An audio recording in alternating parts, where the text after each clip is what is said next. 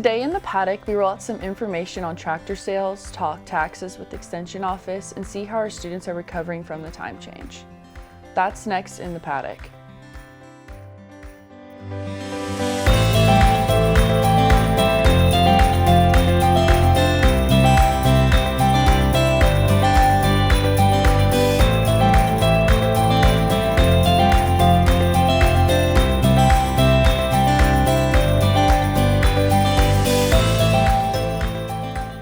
Hello, and welcome to the Paddock. I'm Jillian Langley.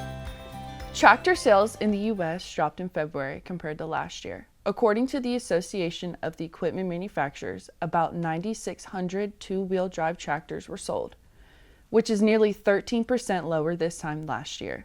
Smaller tractors under 40 horsepower fell about 12%, while 40 to 99 horsepower tractors dropped 9.5%.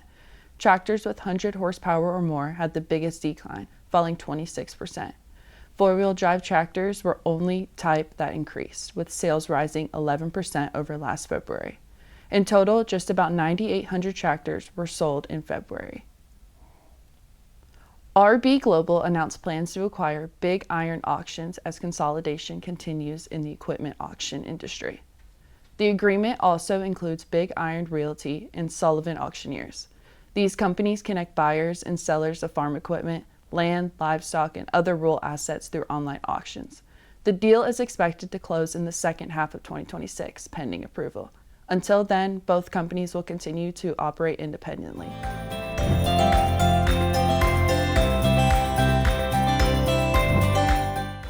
Hey y'all, I'm Hadley Saxon with your weather outlook for the Southeast and across the country. As we move into the second week of March, temperatures across Georgia and much of the Southeast are running above average. Highs are expected to climb into the upper 80s and even low 90s in some areas over the next 7 days. Meanwhile, rainfall will remain limited. Southern Georgia and much of Florida are forecasted to receive below average precipitation, with totals ranging from just a few hundredths of an inch up to about a half inch at most this week.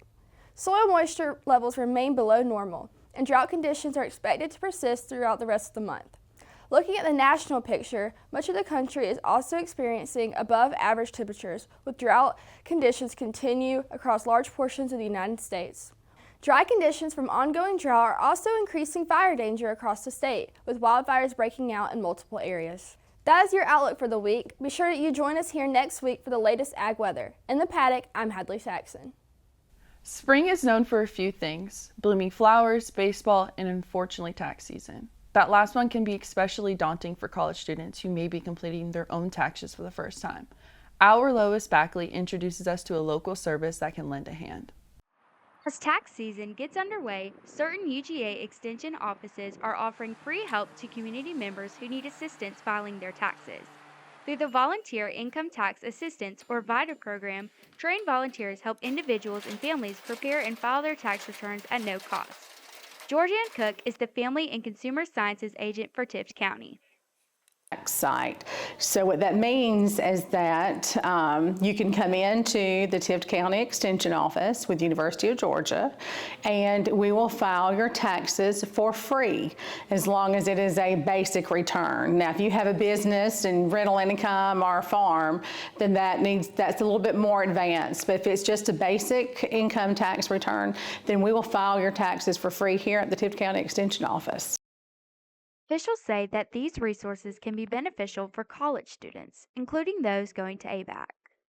So if you're an ABAC student and you want to file your taxes and have us file your taxes for free, all you have to do is call us here at the Tift County Extension Office at 229-391-7980. Call and ask to speak to Miss Kathy, and Miss Kathy will set you up an appointment, and she'll tell you what you need to bring.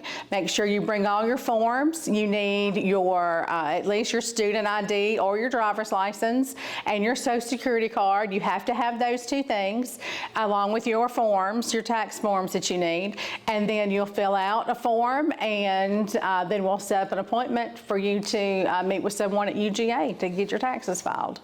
It's that easy. Extension officials say there are a few things taxpayers can do to make the filing process easier. Here are 3 quick tips that you should know when you're getting ready to file your tax returns. One is to make a place or a folder and have a certain place that you put your income tax documents. As they come in the mail, you need to have a place that you put them so you can get your hands on them. Understand your withholding.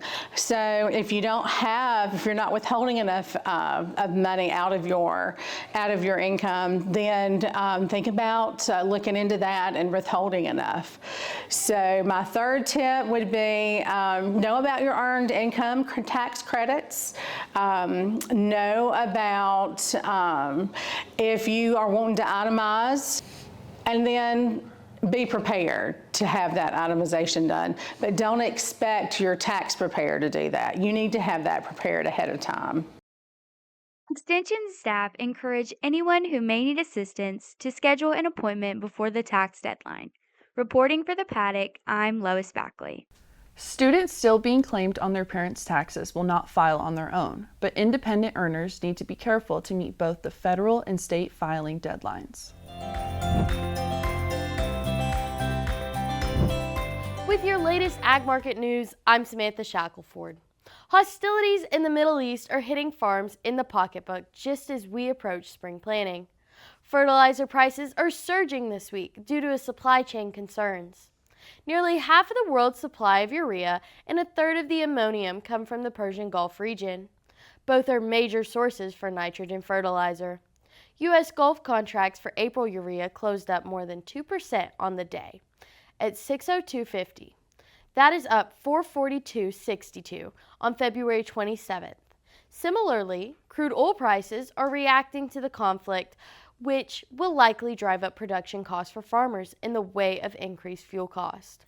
The West Texas Intermediate April contract is up sharply from the price in late February, closing at $88.37. That's up 5% on the day, but following a roughly 10% drop the preceding day. These prices are expected to remain volatile until the situation stabilizes. Turning to agricultural product markets, soybean contracts gained 12 to 14 cents on Wednesday. The March contract rose 13 cents to $12 even. The national average cash bean price is up 12 cents at $11.39. Meanwhile, soy meal futures have rose 10 to 90 cents, and the soy oil futures are up 122 to 125 points. Live cattle were showing losses of $2 and $2.10 on Wednesday. With little action in the cash trade, a few light sales of $235 have occurred. With futures falling in feeder cattle by $4.50 to $6.60, the CME Feeder Cattle Index is down another 62 cents. Boxed beef rose to $7.32 and choice boxes were up by $1.27, while select was $1.85 higher. We are 28,000 head off of last year's slaughtered cattle. We are steady this week at 211,000 head slaughtered. And that'll wrap us up for this week's look at the ag markets. In the Paddock, I'm Samantha Shackelford. This past weekend, we had time change as daylight savings time began and our clock sprang forward. I've heard a lot of students have some strong opinions about that, so we went out to see how they felt. I think I like more the time change where, you get to see more sunlight, there's more stuff to do, because usually I work on the weekends, and when I leave work, it's dark. So I go in during the day and leave at dark. But if I go in the day and leave at the day, I feel like I didn't lose much of the day yet. I personally don't like the time changing. I like the time change now when it's darker in the mornings, but it stays lighter at night. I feel like we can enjoy the day more. So I would like it to stay that way. Man, it's crazy. I feel like time just been going by fast. I lost an hour of rest. That's sad.